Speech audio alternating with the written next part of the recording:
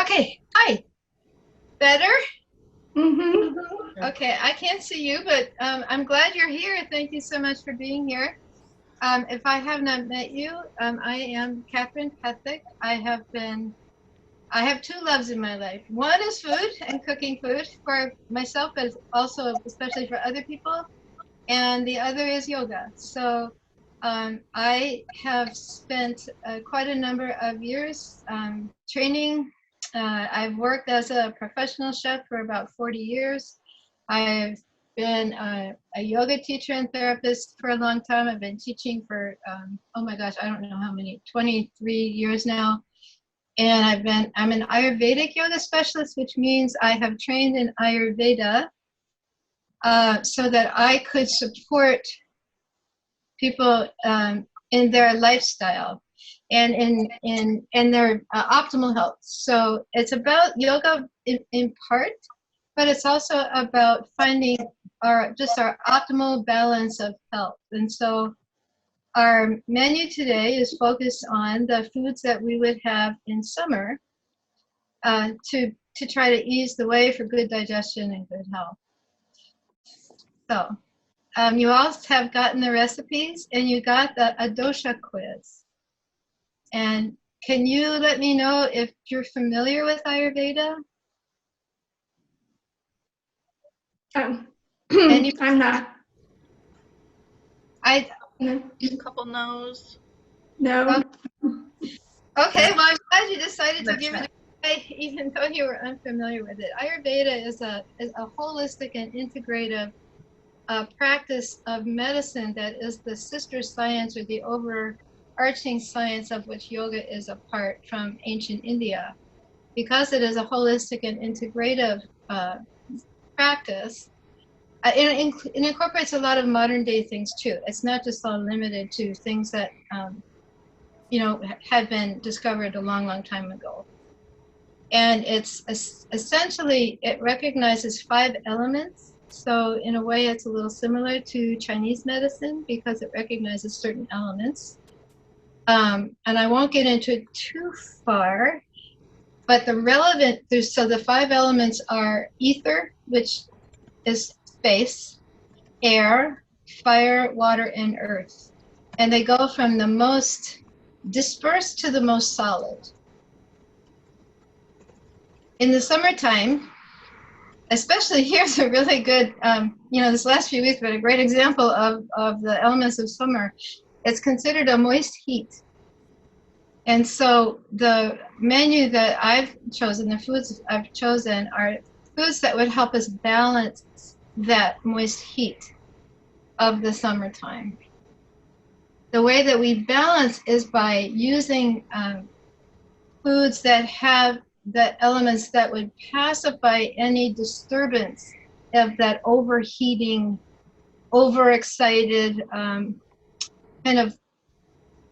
In part, it can be hard on the digestion, things like hyperacidity or difficulties with diarrhea or things that just in your digestion or cramping really are, don't make you happy. They're not good for your digestion. They're not good for your health. So we're emphasizing foods that have qualities that are considered, in some cases, they're actually considered cooling.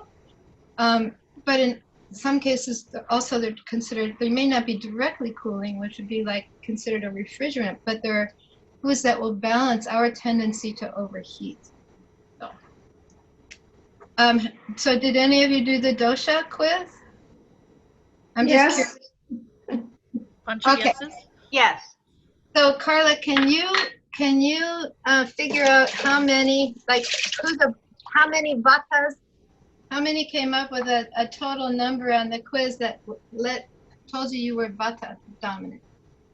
The 3 categories had the highest number. I'm going to say kapha. There's 1.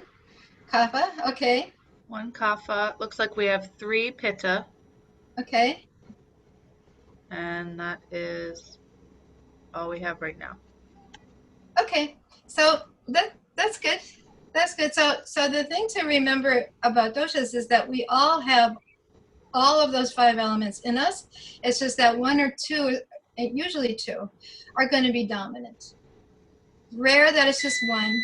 It's common that it's 2.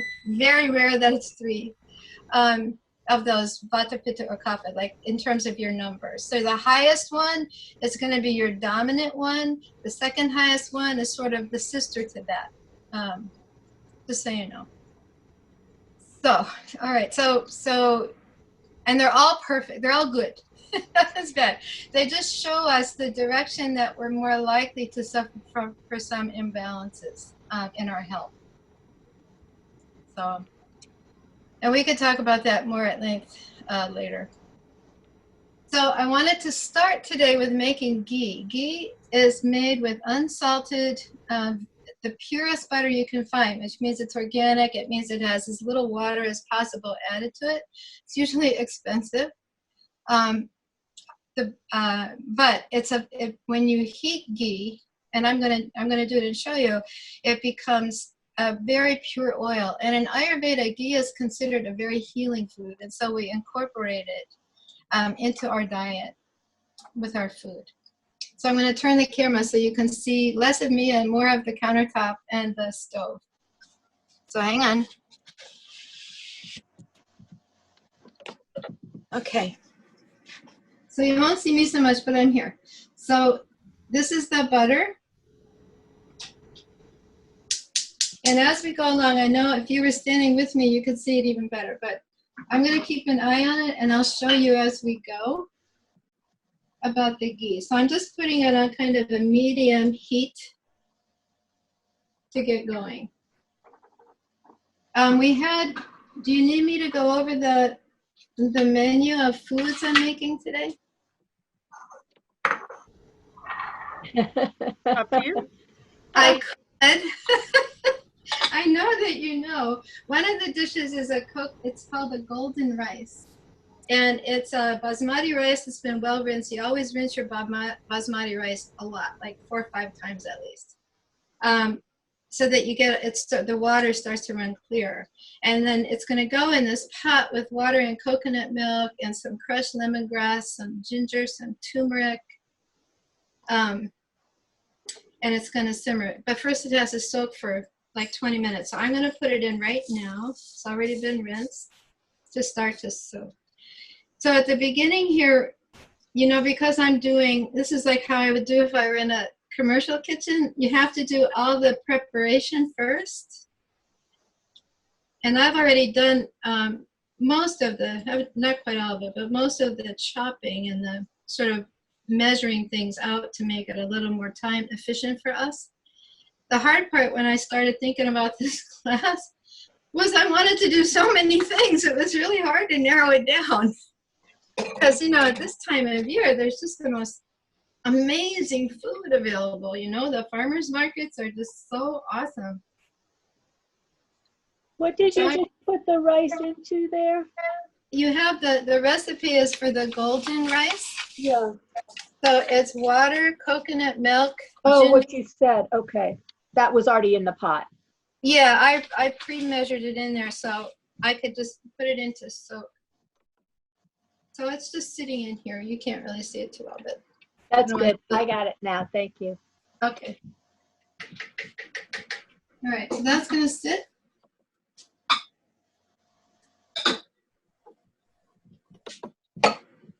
And the ghee is just starting to melt. So when you start to see what happens with ghee is that the oil of the butter separates from the milk solids and the water that's in it. Okay, so already in the bottom of the skillet, I like to make my ghee in something wide, so it gives me a chance to skim it and see what it's doing. So it's going to take probably another, not quite 10 minutes to do its thing. But I'll keep showing it to you as we go.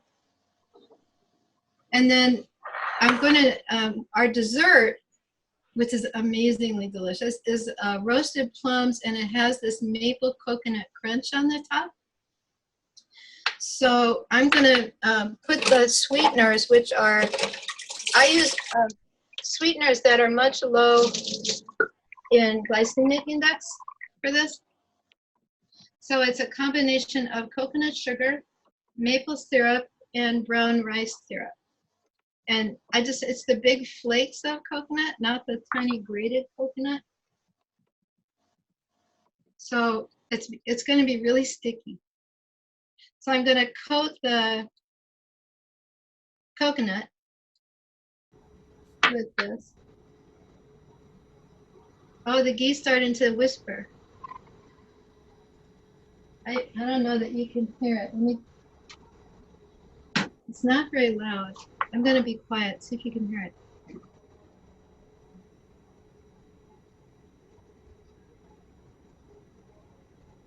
Can you hear it? Yes. Yes, can you hear it? Yes. Oh, you've got good ears. But well, the reason it makes this little whispering sound because it's releasing the water, and the water comes up to the surface as a bubble. And so when the bubble pops on the surface,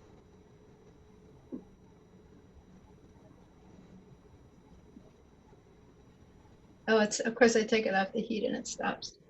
But, and it's useful. When you make this you're on your own, you'll hear it, and it's a useful thing to be aware of because when it stops whispering, it's pretty much done. That means that all the water has hooked out of it. Right. I mixed up the coconut shards with the sweet stuff. I'm going to put just a little bit of coconut oil on the pan so they won't stick, which is not in your instructions, but you know, when you're using so much sweet stuff, it's kind of you can assume you're liable to get into trouble with it sticking to the pan.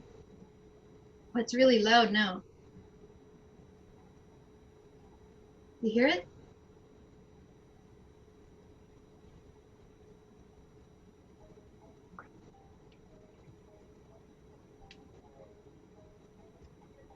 So now I have a little coconut oil on my hands from oiling the pan, so it's a little easier. I want to spread out these coconut flakes with all this sweetness on them into a single layer as much as is possible for something so sticky.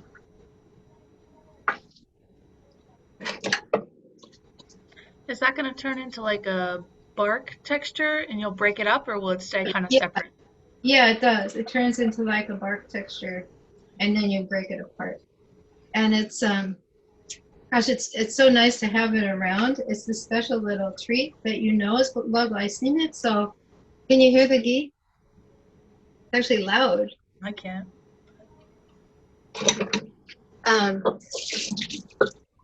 Yeah, so I'm going to put that in.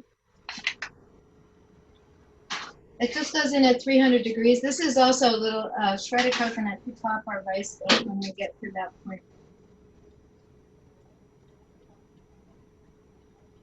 So the ghee now is actually ready to start to skim some of the foam off the top.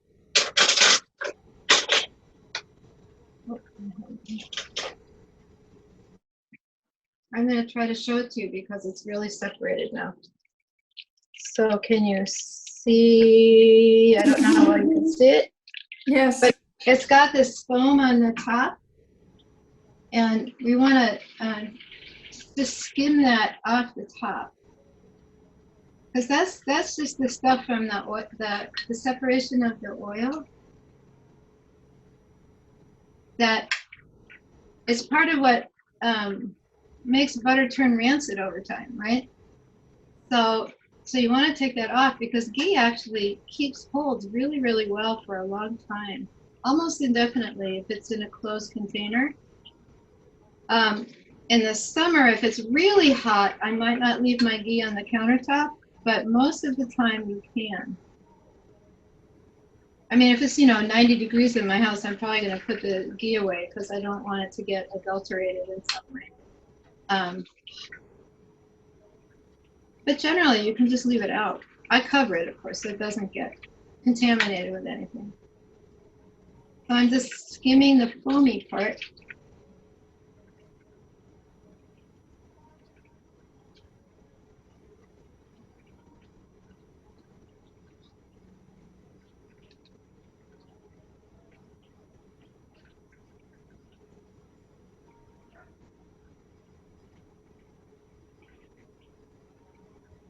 Some people don't like to do the skimming part, and they might just go ahead and let it cook all the way, and then strain it through a small strainer with cheesecloth in it or something. I've seen that done. I enjoy the process. You know, and I like this way. I can see how it's clarifying, and ghee is actually the same thing as the French clarified butter. Exactly the same thing. So it's a pure fat. In Ayurveda, it's considered to have healing qualities. Sometimes you can even put it on your skin. Catherine, what kind of spoon are you using for that? This is just a spoon out of my silverware drawer. It's kind of flat. It doesn't have, you can use whatever's convenient for you to skim foam off the top.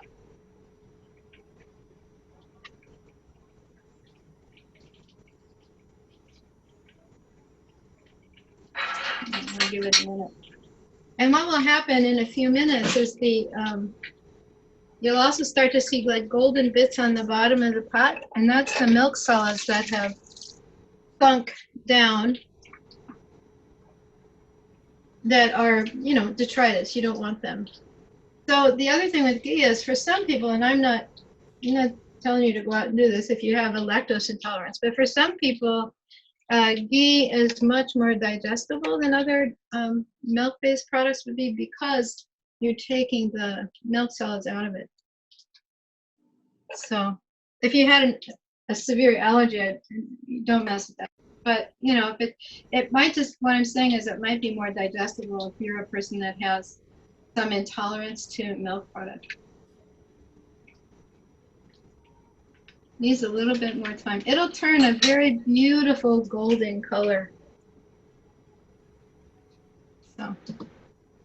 So let's move. I'm going to watch that, and the coconut's in the oven, and let's talk about the gazpacho. So this gazpacho is a watermelon gazpacho, and I broke a lot of Ayurvedic rules when I decided to make this because, and I'm going to tell you this for a reason. So fruit, and especially melons, are usually eaten alone in Ayurveda. Fresh fruit. Cooked fruit has a little more flexibility, but fresh fruit. And I also have put tomatoes in my gazpacho. You could make this recipe without the tomatoes and it would still be good. The reason for that is tomatoes, generally speaking, are not recommended for Pitta because they can cause, they're very acid foods that can cause digestive upset. They're also a nightshade, and Ayurveda is pretty careful. It's not forbidden, but they're just pretty careful. You don't see too much recommendation of eating nightshades. And that is just what it is. If you're sensitive to nightshades, obviously you would want to not eat the tomato. The reason I included it was, first of all, it's amazingly delicious. It's very sweet. It's very, it's, you know, naturally very sweet. And it's actually very cooling. And my thought with it is the tomatoes in the summertime, I'm Pitta dominant. The tomatoes in the summertime, if I get heirloom tomatoes, their acid level is much lower. They're naturally much more sort of mild and sweet. And I tolerate them very well. If you had a problem with acidity, if you say if you are dealing with something like acid reflux, don't eat the tomatoes. Just leave it out.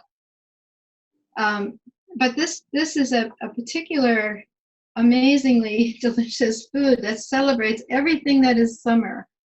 And if you're going to enjoy it, I would suggest that you enjoy it. Do you hear how quiet the ghee is?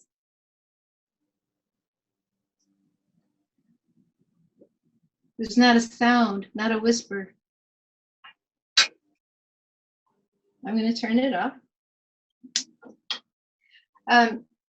Enjoy it in the middle of the day, which is the time of day that your digestion is highest.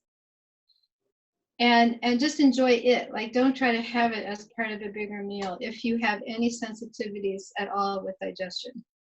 So you want to take care of yourself, you know, to not overdo. Okay, but having said that, some of you probably would do just fine with this gazpacho, if not everyone. And it's such a treat to have it, you know. It's especially we've had this just crazy hot weather. I'm checking the coconut.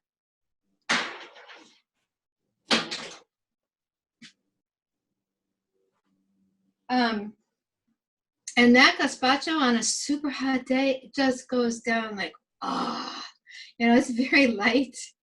It's delicious. So we're gonna whip up the gazpacho.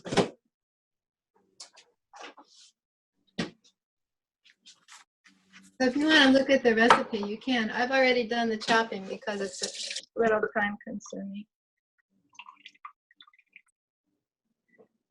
So I'm gonna step over. I have the blender over here. This is a completely raw food, of course. And you chop up the melon, the watermelon.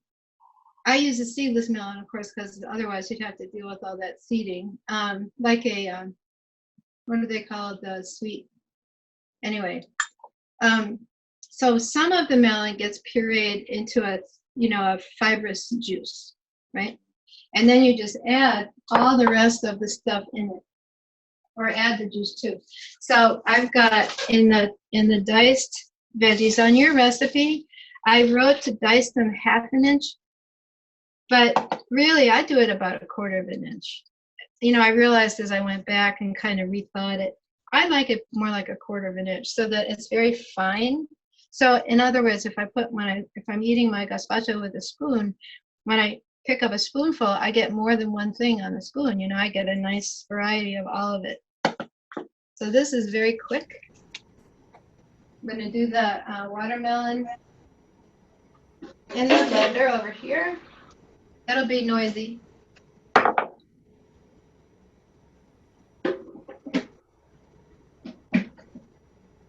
Here we go.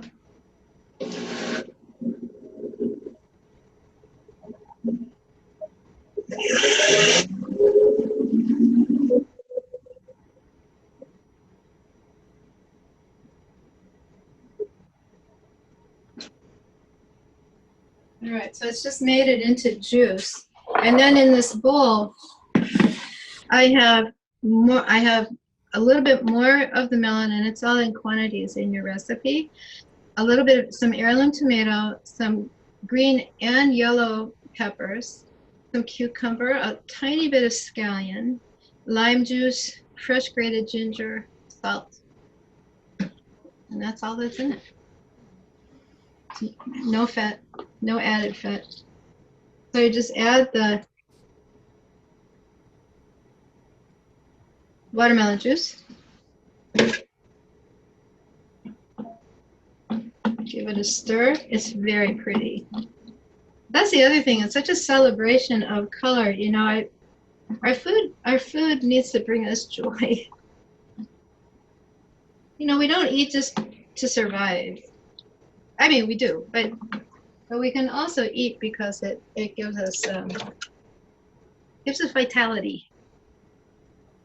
You know, that's what it's all about. It's about vitality. So I'm going to put that mix in a jar. And then you have to chill it. It really helps it if it sits in the fridge for a couple of hours so that it's very thoroughly chilled.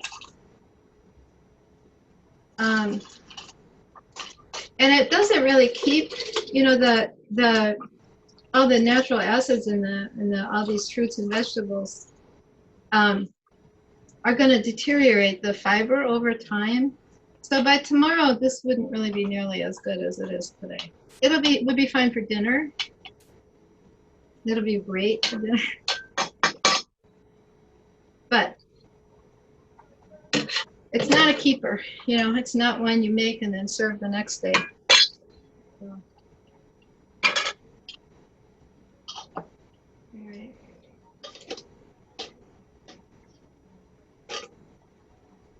So there it is. Look, is that gorgeous? Really pretty. It's really pretty. Oh, I guess the other thing I would put in it, which I think I didn't put in yet, is cilantro. No, yeah, cilantro. Yeah, we'll put a little cilantro in.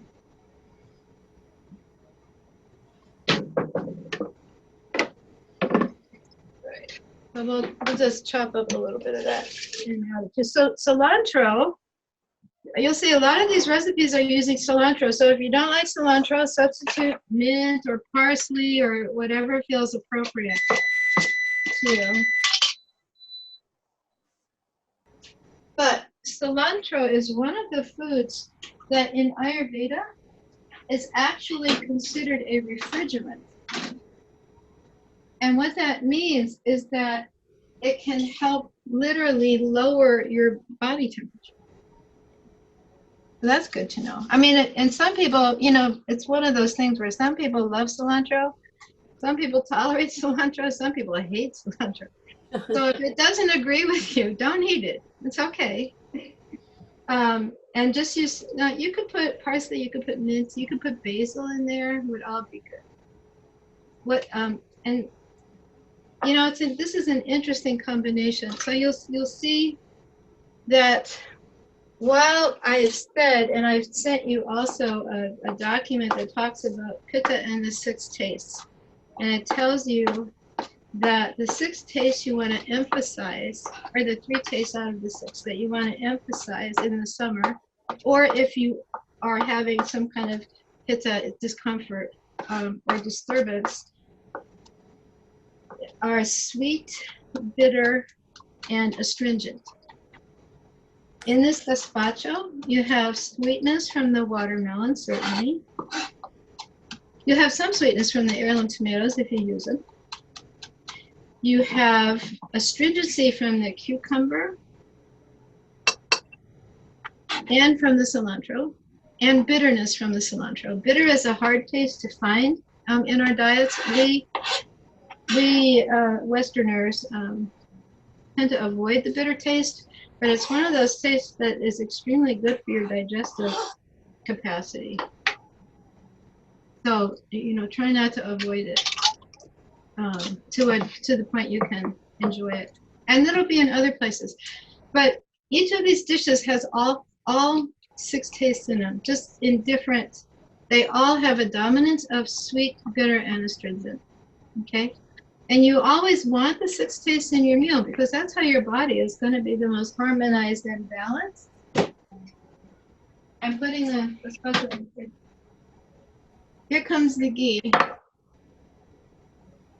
You know, but then you just start selecting that which serves you best in terms of dominant taste.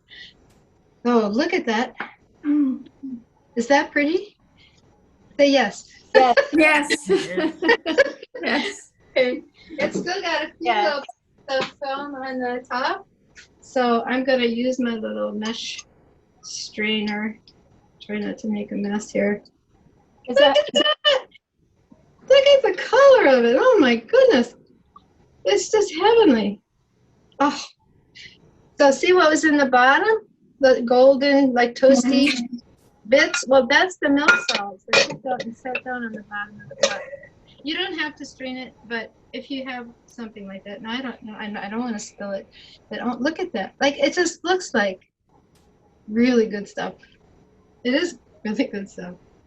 Okay, so there's the ghee. So let's see, I'm going to turn the oven up.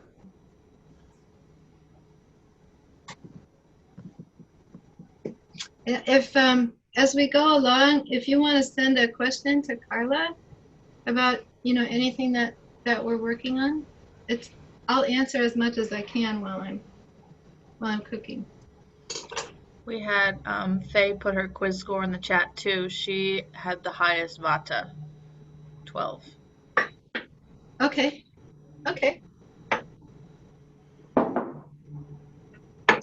And so every season, I'm going to peel potatoes for the, I'm going to start working on the chickpeas with sweet potatoes, which is kind of the entree of our menu today.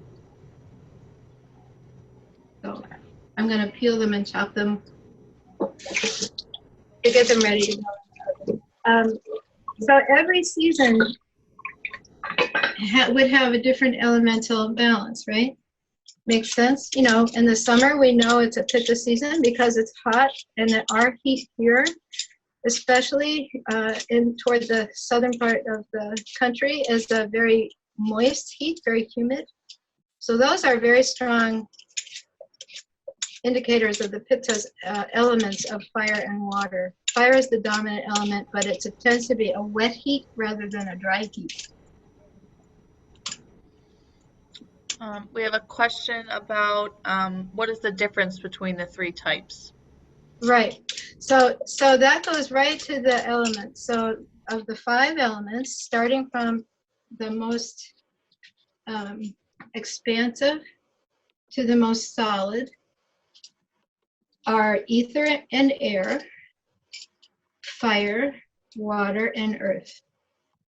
So of the 3 dosha constitutional descriptions, Vata is considered a combination of ether and air.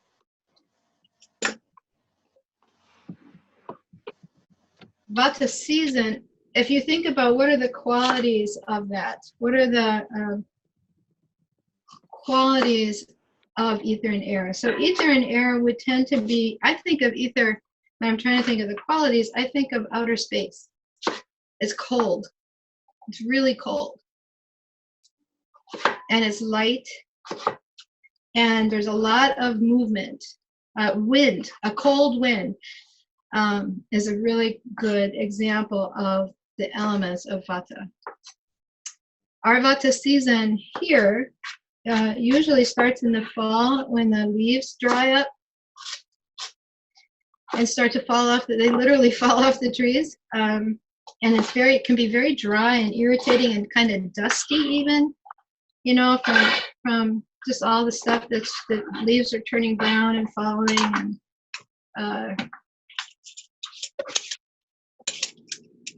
the other time I really noticed the Vata season is moving from our autumn into the beginning of like the January part, not the beginning, but the January part of our winter.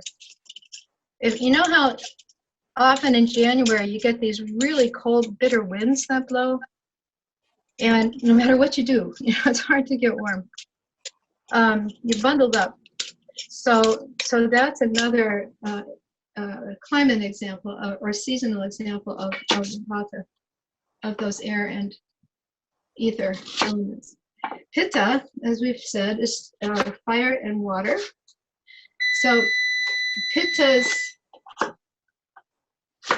tendencies are considered sharp, hot, again, light, mobile, oily because of that moisture factor. And then Kapha's elements are water and earth. So Kapha is very, very grounded. If you have a Kapha in your life, you're going to have the best friend for your life. Kapha is going to stick around. So yay for that. And so that you've got that Kapha in our seasons can be, it's not necessary. In our climate, like I'll feel like we fall into Kapha season around the end of November, beginning of December, unless it gets real cold. Because technically, you're still in that drier, colder transitional stage. But the more notable season for Kapha is going to be the early spring, when it's so wet, you know, and it's still cool, just like Earth, like the qualities of Earth. Earth is cool and heavy and doesn't move, very solid, rock solid, literally. So in Kapha season, that early spring season, it's a time when people tend to get like imbalances in their body where maybe they produce more mucus than they would normally. But it's very, very fertile. You know, everything becomes ready to grow. It comes out of that hibernation of Vata season of the winter and into the excitement of all of that moisture falling onto the earth and giving rise to everything beginning to grow again. So spring is coffee season. And we see that manifestation of elements is seen in everywhere in Ayurveda. Not only it's seen in seasons of climate, it's seen in seasons of the year, it's seen in the season of your life. It's seen in your own constitution. So it's really the bottom, it's the basic building blocks are the elements that define the doshas. And the word dosha, it applies, it indicates your constitution. So when you're trying to figure out, and it can be confusing, I promise it is, often it feels very confusing to try to figure out, but you don't have to you don't need to really over examine it. But the constitution so there's two ways that you look at that. There's the constitution you're born with, and the constitution you're born with comes from your ancestry. You're going to have some qualities that are very similar to both of your parents. But then, and that is your native constitution.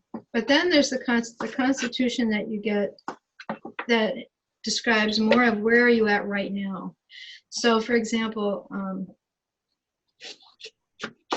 my what's called prakriti, my born constitution is I'm a strong Pitta with some element of kapha in me. And so for, my lifetime, that was sort of the dominant way that I have been progressing through life. Well, currently, I'm in a vata stage of life because I'm in my 7th decade. Don't tell anybody. And that is a time when that starts to change, where I'm more likely to succumb to some of the elements that would affect vata, like the cold, for example. I used to love being cold because I was always too hot, Well, now I really kind of hate being cold because it takes a lot more effort to get warm again. So, that's just one example. There's lots of others. Vata is also very dry. Kapha is not. Kapha is very wet. So for example, that's one place where, like your skin as you get older, or even just in a vata disturbance of some kind, your skin gets drier. It's just what it is. But that's those are the indicators. All right, so I'm going to concentrate here for a minute so I get the potatoes in the oven. So I used purple and garnet sweet potatoes. I'm going to grate some fresh ginger. I put some olive oil, some fresh ginger. It's all in your recipe.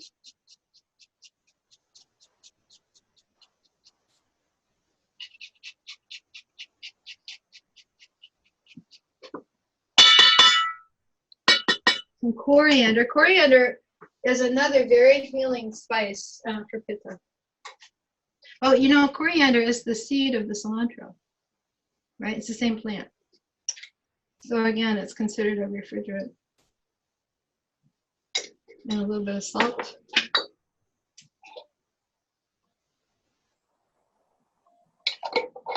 Have I told you the 6 tastes? I know I sent you a handout on them. Sweet, sour, salty, bitter, pungent, and astringent.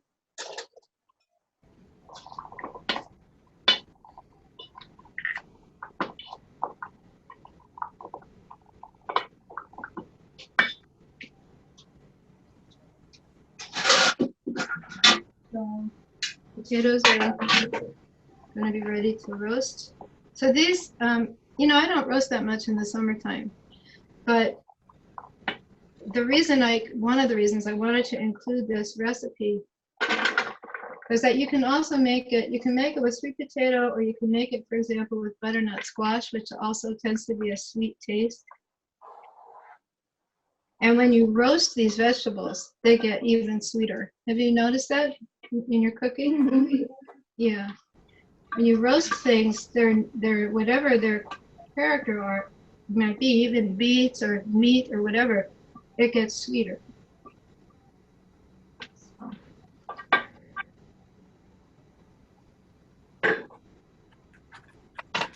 So I'm gonna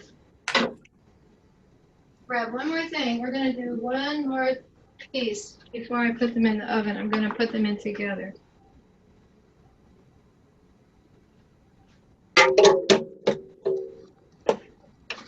So the dessert that we're having is these awesome roasted plums with that coconut crunch that we made, which came out of the oven. So I'm gonna set up also the plums. We're gonna put everything in the oven together. Here's the coconut crunch.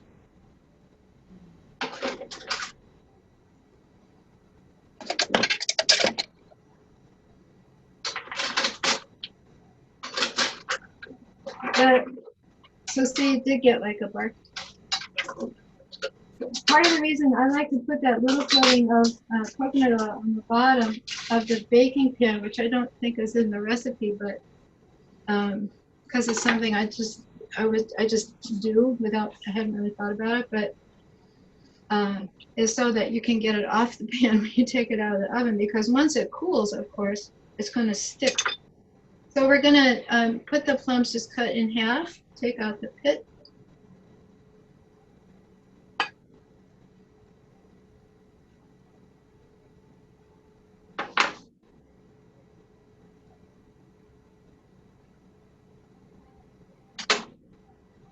Are you with me? Yeah. Kind of lonely here. It's very quiet. Very unusual. Catherine, I know it's in the recipe, but did you use 2 kinds of sweet potatoes or 3? I used 2, garnet sweet potato and purple sweet potato. Because they look orange in the bowl, but they didn't look orange when you were cutting them. Some of them did. Oh, they're pretty colors. So on my sweet potatoes, or on my plums,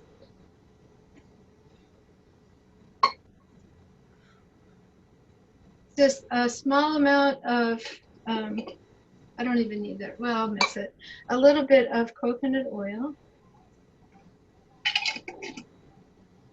A little bit of maple. This is really a simple, other than making the coconut crunch, which is just an extra step, but not difficult in any way. You're just mixing coconut oil, maple syrup, tiny bit of vanilla, and I'm making smaller quantities than are in the recipes because I live alone and I don't want to waste the food. And then a little bit of it says in the recipe cinnamon or cardamom. I'm going to use a little tiny bit of both.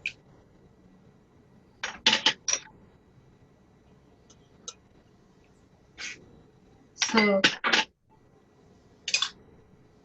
and actually, so what you do is so I have it just mixed together in this little bowl.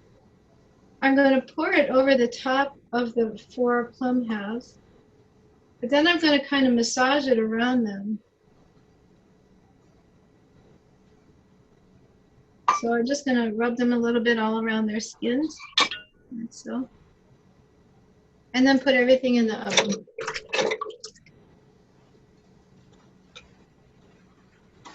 So the 400-degree oven, the potatoes are going in. So we've got that started. Okay. I'm going to turn our rice on now, because it's all going to cook in about the same period of time.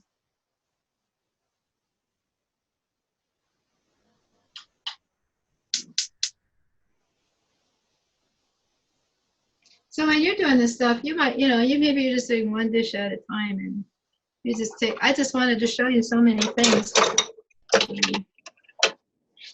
that I've been enjoying over the summer.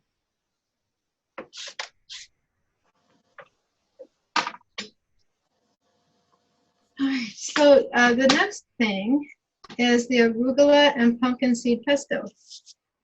So, you know, pesto is usually made with basil and either walnuts or pine nuts. I developed this particular recipe this way because both arugula and pine nuts are highly recommended foods for Pitta. The pine nuts are less astringent, or the pumpkins are less astringent than a lot of other nuts, and arugula's taste is bitter and pungent. So if you wanted, whereas basil by itself is just pungent, with maybe a little astringent, but you don't get the bitterness. And so the arugula gives you that extra green goodness in a way that is maybe less disturbing to Pitta. Plus, it's really interesting. You know, it's nice to have a pesto that's just a little bit different than the usual thing that we do. So, let me find mine.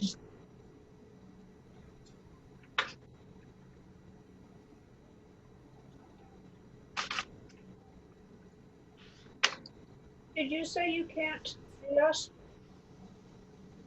I can hear you now. I can hear you when you're talking now. But you cannot see us? I don't see you. I'm not seeing you. Okay.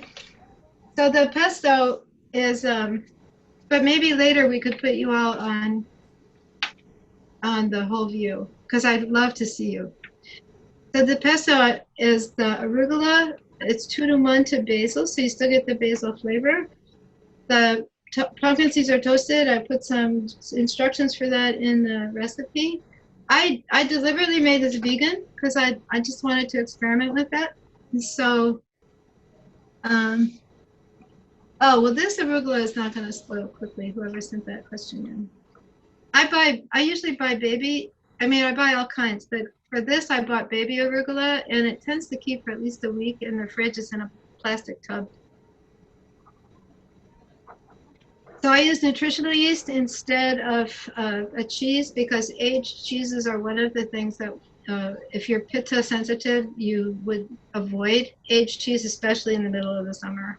So fresh cheeses are great, like things like buffalo mozzarella or fresh goat cheese, or even a feta, although feta is very salty, more than others. Okay, so I'm going to grab the stuff for the pesto.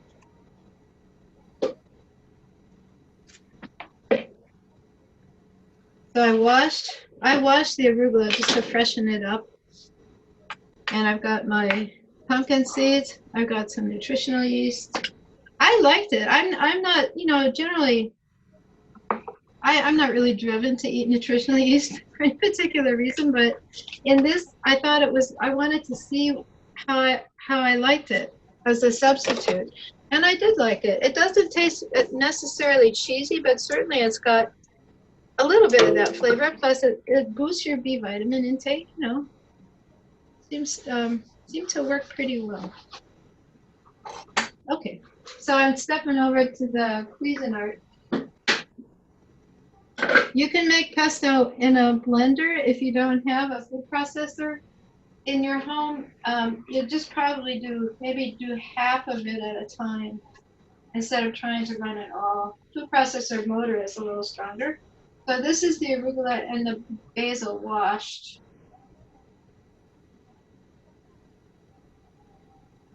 And I'm just going to dump it on. This is my toasted pumpkin seed. I'm going to give it a squeeze of lemon juice. I'm going to tell you a secret about squeezing lemons. You know how all the seeds come out when you try to squeeze lemons for something? Don't do this if you have cuts on your hands, because they'll hurt your hands. But if you hold the lemon up and squeeze so the seeds don't fall down into the mix,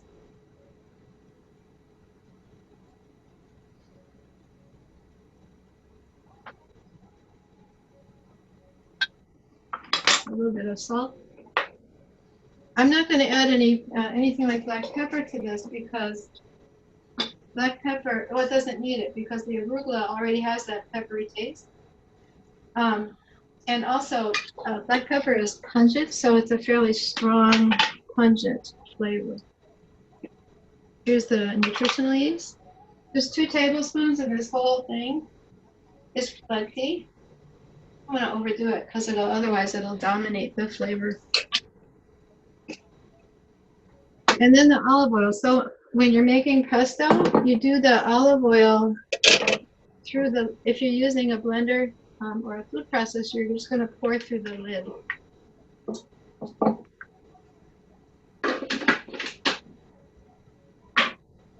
So I'm going to start it.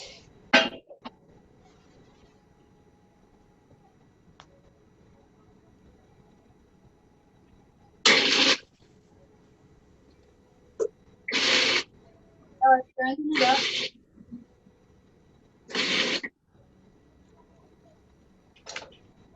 And maybe stir down the sides if it seems like there's a lot stuck. So now it's a finer, smells wonderful. I'm sorry you can't smell it.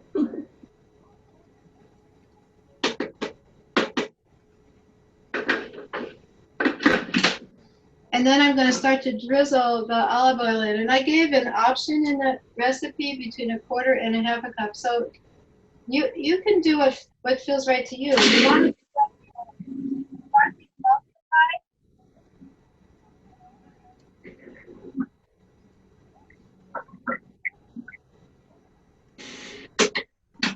and so it's gone from being a chunky mix to being more coated on the sides of the bowl. And it's sort of the fat of the olive oil has kind of emulsified it all together.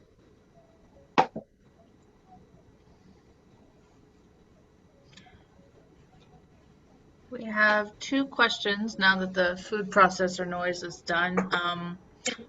What is your take on gluten and baking? And then where do you buy nutritional yeast? Okay, I'll answer the easy one first. I buy nutritional yeast at my local health food store. It's called it's also called brewer's yeast, and it's yellow color. It's a flake. It's a dried flake. And it's often in the bulk section, actually, for wherever you shop. I'm sure places like, I'm a fan of Mom's. I shop a lot at My Organic Market, but I'm sure Whole Foods has it, or any of the, Yes, I'm sure has it, but Yes Organic Market has it. It's been around. The use of nutritional yeast has been around for a long time, decades. I like to shop at the Tacoma Park Silver Spring Food Co-op, and they have that in bulk, but I haven't been there since COVID. I know Whole Foods has done some weird stuff with their bulk section, so. Yeah, right. Yeah, that makes sense. I'm sure they do. So with storing pesto, so isn't that pretty? We're going to use this. But when I put it away, I'm going to we're going to use it with the zucchini, so I'm going to leave it out right now. But when you put it in the fridge, you put olive oil, you layer olive oil on the top, just a thin layer so that it submerges the greens. And that really helps it keep for a long time, because air is not then exposed to the green. So it keeps much better. All right. So pesto's good. So we will move on. Just another question. Gluten. So gluten is a complicated topic, isn't it? So I would say, first of all, I am not gluten intolerant, so I eat gluten. It doesn't bother me.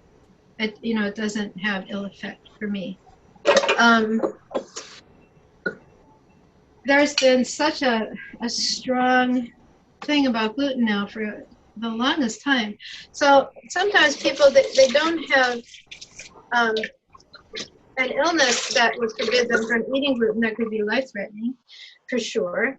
So if you have that, of course you're not eating gluten, right? It wouldn't make any sense to eat gluten. But for folks who just choose not to eat gluten, that's fine. If it makes you feel better, of course, it's a good idea. so it limits what you're going to be able to do, because the qualities of gluten are very, it's a certain protein, it's the protein in wheat, barley. Oats generally don't have gluten in them, except that they're processed sometimes in the same facilities that process wheat flour, or barley, so that's one of the reasons oats have to be, you don't eat gluten, or you have a severe illness that you couldn't eat it, you would be sure to buy gluten-free oats. But generally the oat itself, I don't think, has much in the way of gluten in it. We'll check our rice. So it's really a matter of, as long as you don't have Crohn's disease or another illness where you really can't eat it and you shouldn't eat it, and so don't eat it. It's more a matter of personal choice. How do you feel when you eat it? So and because a lot of people have very strong feelings about it, and I understand that. Oh. Okay. That's all I got. That's what I know. Thanks. That's that. Okay. So I'm gonna make the zucchini carpaccio. So I happen to have this handy little plastic mandolin that I got at the Asian market, which is awesome for this. If you don't have one of these, you could do this by using a vegetable peeler. So what you're looking for is a long, thin strip. The vegetable peeler, look at a nice little strip that makes. So it's quite thin. But this is meant to be, and you're eating the zucchini raw, so it's just kind of a salad. So on my mandolin, it's even faster, But if you don't have a mandolin, you use the vegetable peeler. It still works. So I'm making these strips.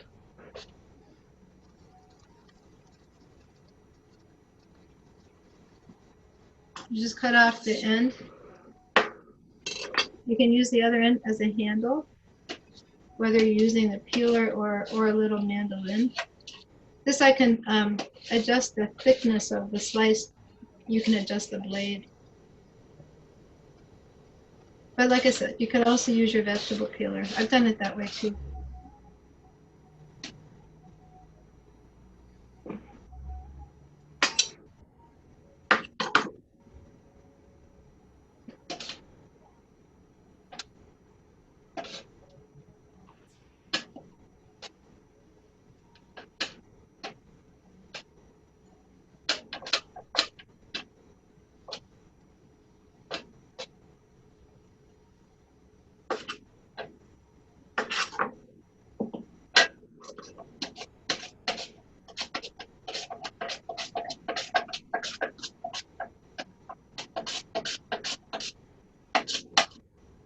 Okay, and this is going to get, these zucchini slices are going to get mixed with this very light dressing using the pesto that we just made. And we're going to garnish this with a little bit of pine nuts, just as a garnish, because they are really a perfect foil to the flavors here.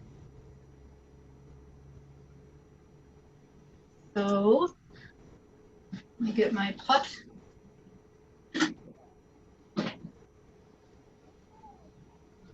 I thought we would do the pine nuts together, because toasting nuts is such an art form. Oh, here it is.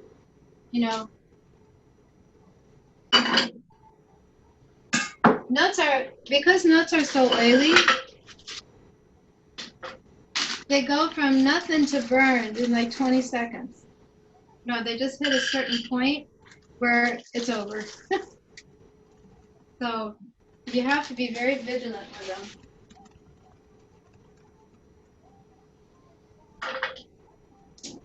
Can I invite y'all over for dinner when I'm done? Sure. I mean, here I am surrounded by beautiful food.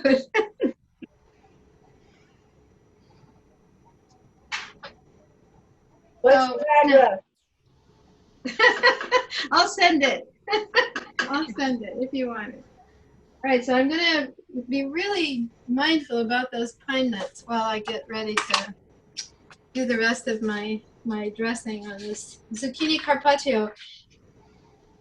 I also love the name of that, Zucchini Carpaccio. It makes you feel like you're eating something just so fabulously amazing, you know?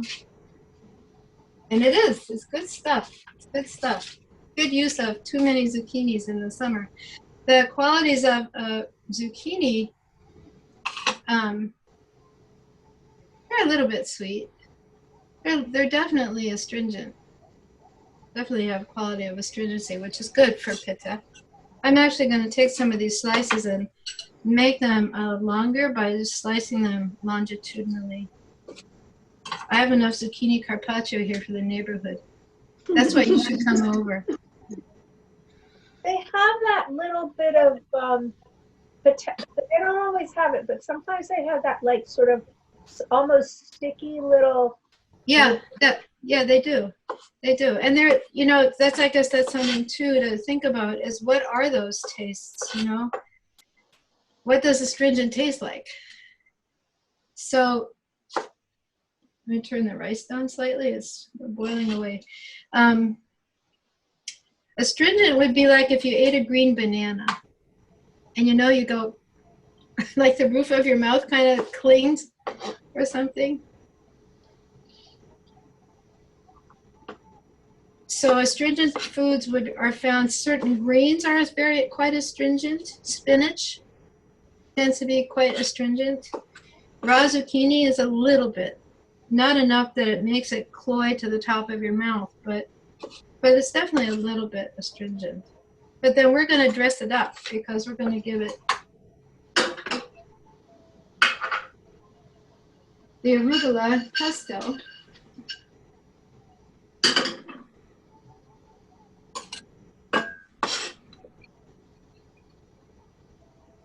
And a little bit of lemon or lime juice, a little salt. And it just makes it sparkle. Okay. And I keep my eye on those pine nuts. Pine nuts are a terrible thing to waste. They're very expensive.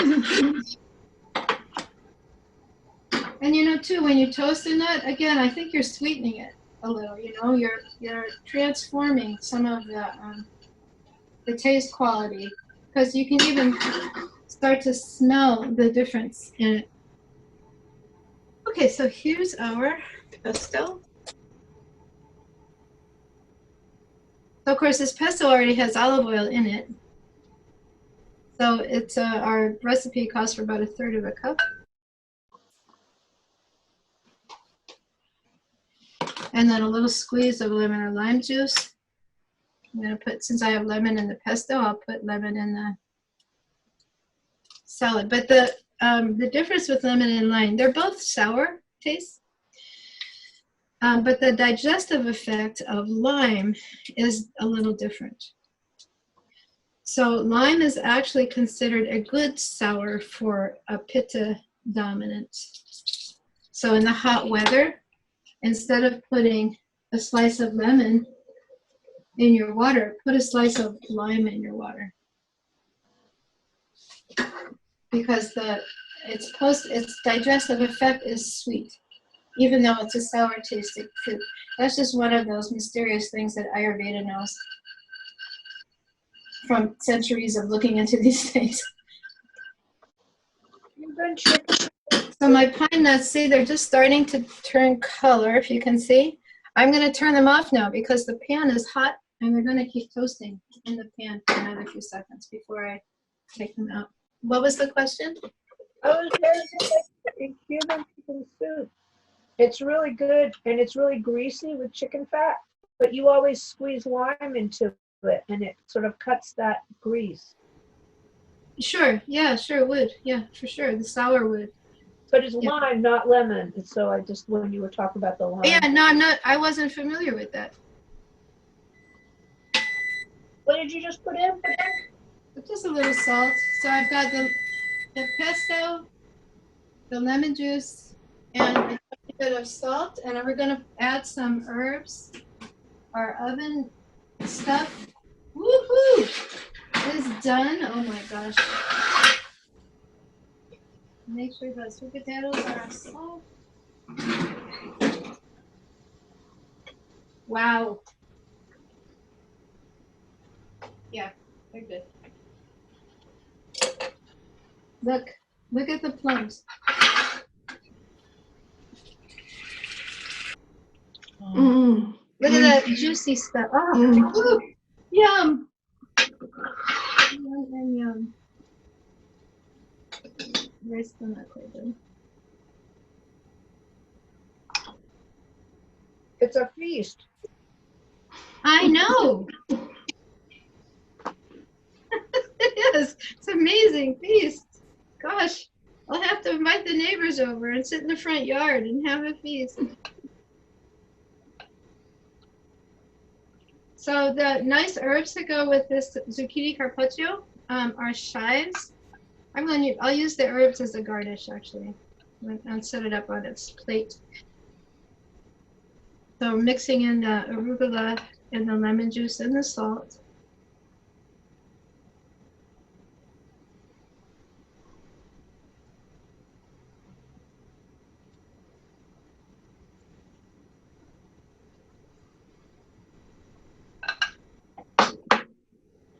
And we've got some chives, and I got some of this opal basil out of the garden. It'll be a beautiful color on it.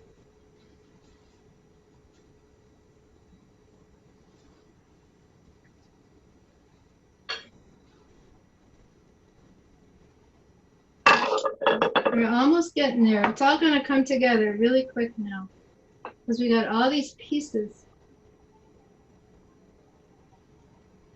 Just about done. So, the zoots here.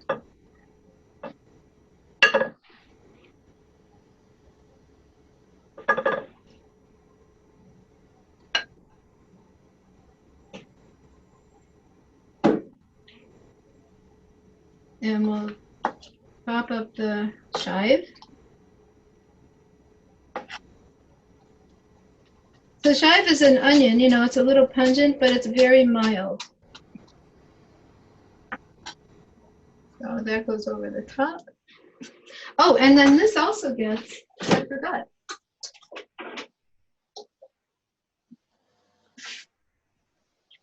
It gets some beautiful cherry tomatoes sliced in as well.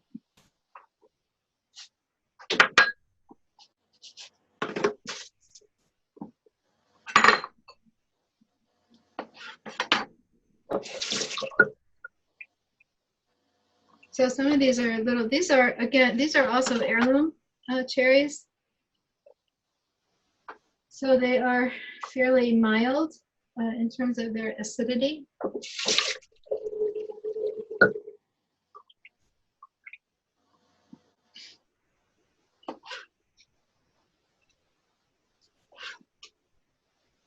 And they're pretty. They're beautiful colors. Some of them are red and green and orange.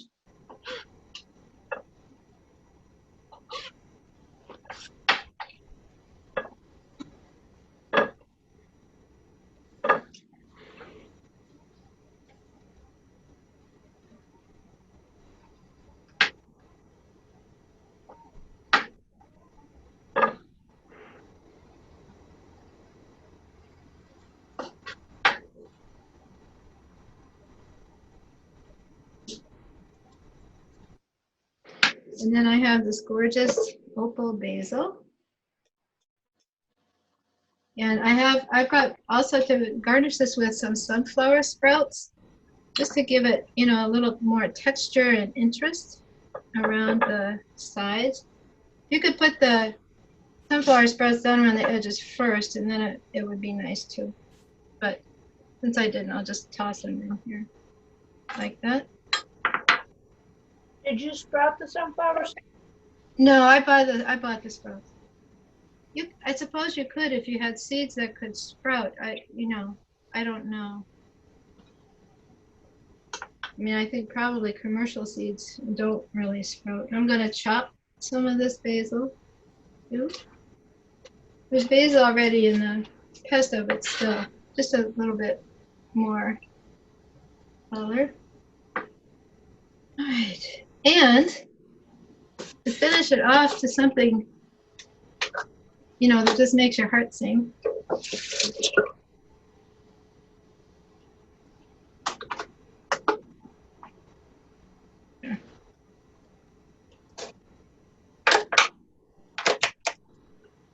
I have zucchini blossoms. Mm. Ooh. I know. This is this like just, oh yeah, I want to eat that.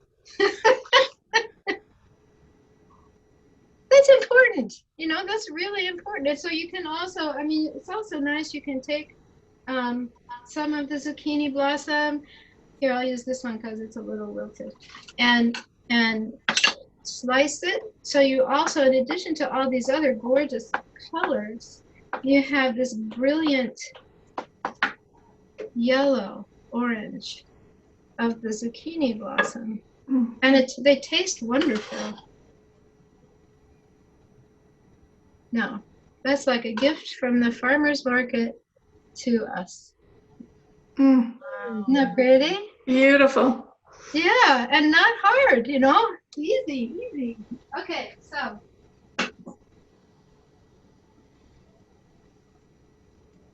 We're gonna kind of finish up. For the last, oh, I forgot the seeds. I mean the pine nuts. The pièce de résistance. Here, I'll have to bring it back. There you go. The pine nuts over the top. Just a little extra texture. Mm.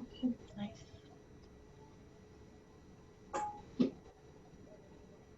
So I think the last thing we have here to put together is the sweet potatoes and chickpeas. And the last element of that is what's called the Tarka. So Tarka is used as a boost of flavor. And it usually involves a fat. So in this case, it will be ghee, so that we can use some of our nice ghee. And then a typical tarka might have things like cumin seed, coriander seeds, fennel seeds in it. And then once what you do is you toast the seeds in the fat, and then you use it like on top of the dish, and it just gives you this spark. So after the seeds toast, we'll give some of our ghee. Just a couple, like a tablespoon or less, just enough to coat the bottom of the pan. And it's not that different than when we did the pine nuts, but this time you're using a fat, which with the pine nuts, of course, they have their own fat, so they don't need you to do that.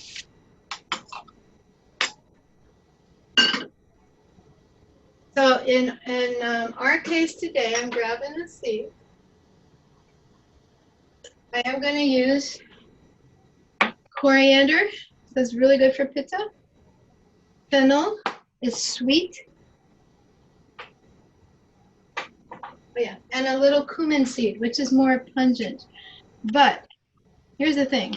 In Ayurveda, the combination of cumin, coriander, and fennel is often used as a tea to help digestion or bloating or flatulence, anything that's going wrong in your intestinal area.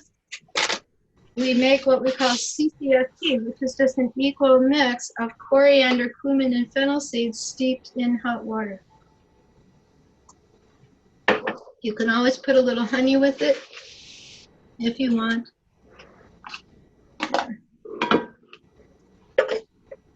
Can you eat those seeds after they steep in the hot water?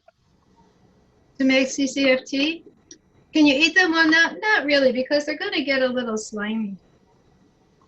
So to make your tarka, you want to smash the seeds a little bit with the side of a knife. So I'm just sprinkling them on the cutting board, because you know they're very solid, right? They're hard.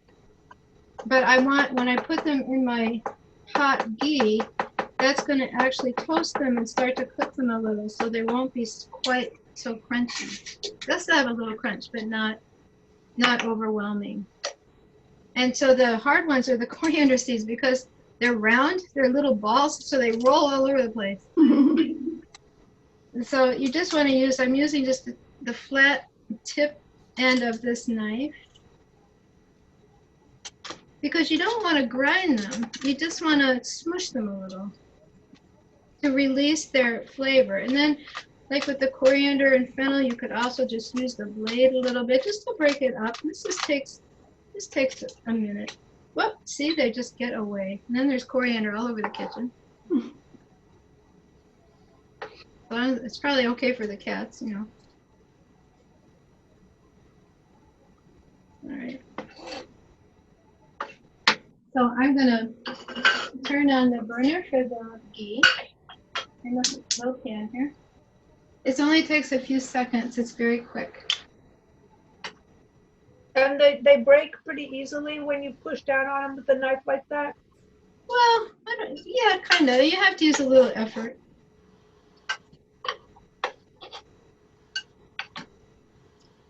So I know we're kind of getting toward the end of our allotted time while I'm finishing up putting together the sweet potato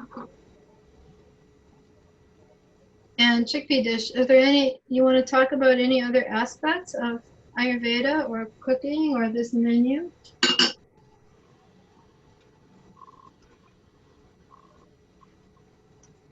Any other questions? Anyone's welcome Any questions? to either unmute themselves or throw them in the chat. Yeah, I think I can keep doing what I'm doing and answer questions here.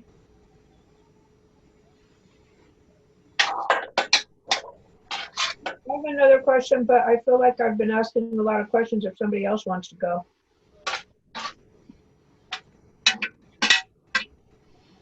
I don't know if you'll be able to answer this question, but I have a strong distaste for ginger, especially when it's raw. It's like very overpowering to me. Is there anything like, I guess, that could act as a substitute or has similar properties, benefits?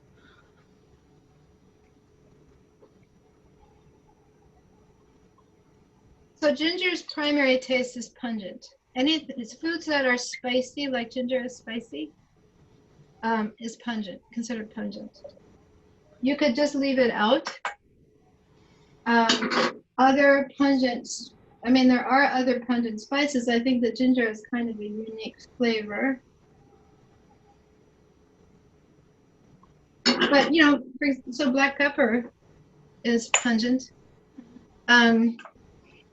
It really depends what the food is, like if Right. what you might use as a substitute. Yeah. Yeah, but I would say, you know, for example, the one place we used it that was raw today was in the Gazpacho. Leave it out. You don't need to put it in there. It'll be fine without it. So my seeds are starting to sizzle a little bit in there. They're almost done. And I'll know they're done because I'll start to smell them. You know, they'll be it's just that odor, the scent of them will really lift up.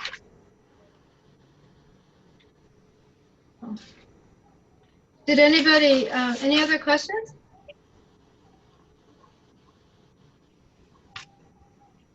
While I'm just waiting for the Tarka. Faye in the chat said she bought plums and zucchini this morning at the farmer's market, and thanks for the demo. Oh, you're welcome. Good. I'm putting a little lime juice and olive oil on the combination of the chickpeas and sweet potato. The other part that's in this recipe for chickpea and sweet potato was the marinated red onion. And that's what this is here. So I already done this a couple of days ago because it keeps for days, and look how pretty it gets. Oh, I'm spilling. How pretty it gets. And so that color in here, and it, you know, again, an onion is so my Tarka is definitely that. I can hear it and smell it a little bit. It's good. But it's just gonna make it really pretty. You know, they tell you, and I think it's a wise way to think about it, is to eat a rainbow on the plate. It doesn't have to be a whole rainbow in a dish, although sometimes that's nice too. But a rainbow on the plate. Another question, would bitter melon be considered bitter or astringent or both? You know, I've never eaten bitter melon.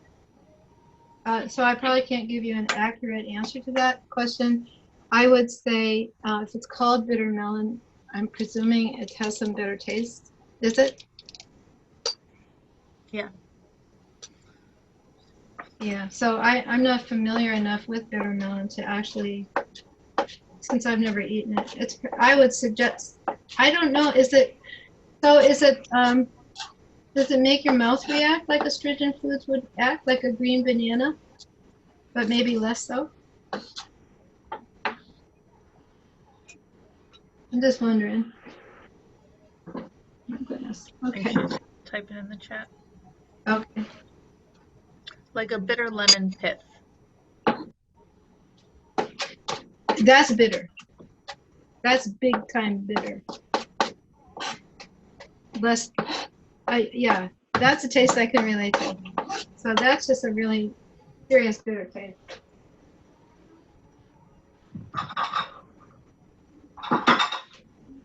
Okay, so we're gonna just wrap things up here. So here's put a little of the cilantro in.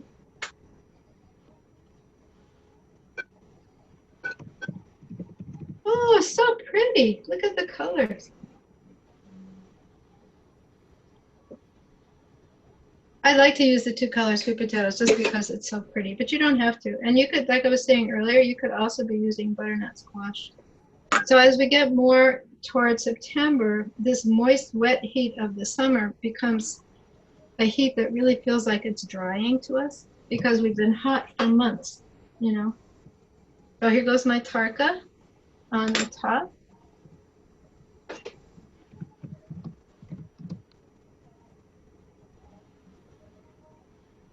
All the seeds and the ghee just go down and kind of coat the top.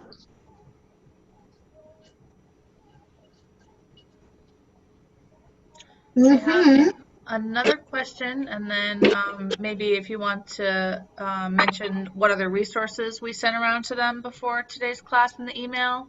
But the question was, how can you put the dosha scores to use on a regular basis? Well, it helps to talk to somebody who can interpret that for you better. The main thing you want to think about is what's the highest number. That's your dominant dosha. So that's the first indicator, is which number is highest of the three. And then which number is second highest of the three. I'm going to take the rice out of the pot, golden rice. I'm going to take it, so this has lime peel and lemongrass in it, which we don't want to eat. It was just there to flavor the broth. So I'm pulling it out. This is just awesome comfort food. The first time I made this, I just had to eat it all. Look at the color. Oh, here, lemongrass. Peel. Woo!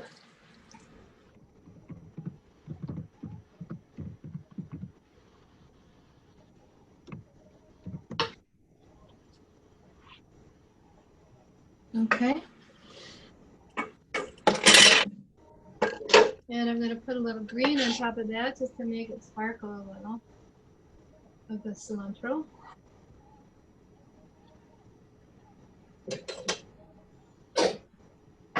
So I'm going to get everything out here so you can look at it. I was going to show you the cooler real quick here. Space.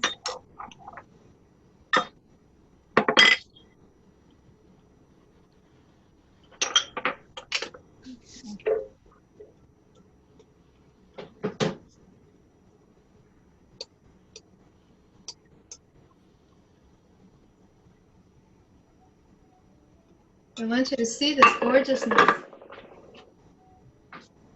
So to make the cooler, these are the two teas I use. This is from Puka brand. It's called Love Tea, but it's mostly rose petals with some chamomile and lavender because I don't have access to just straight edible rose petals.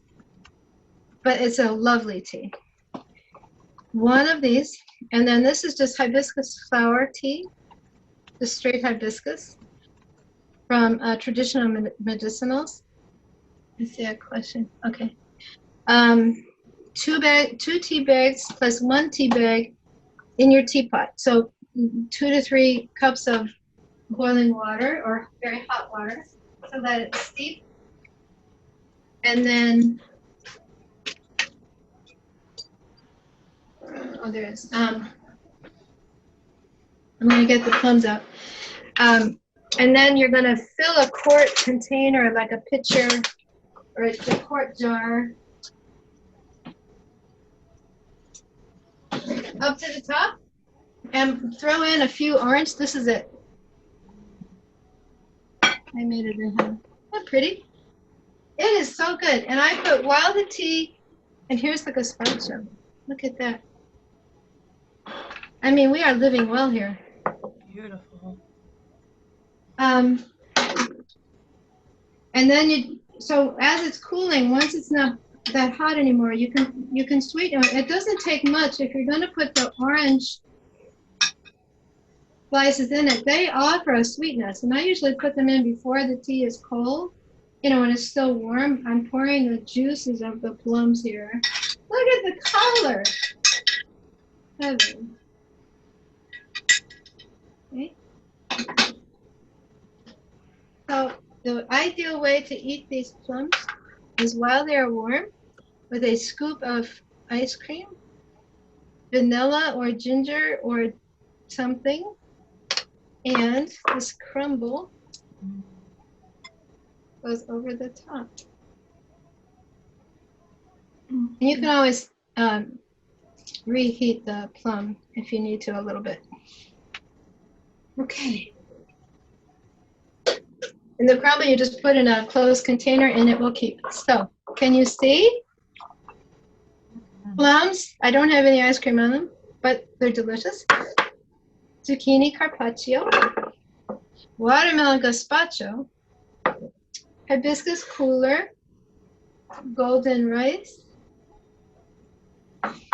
and sweet potato chickpea deliciousness.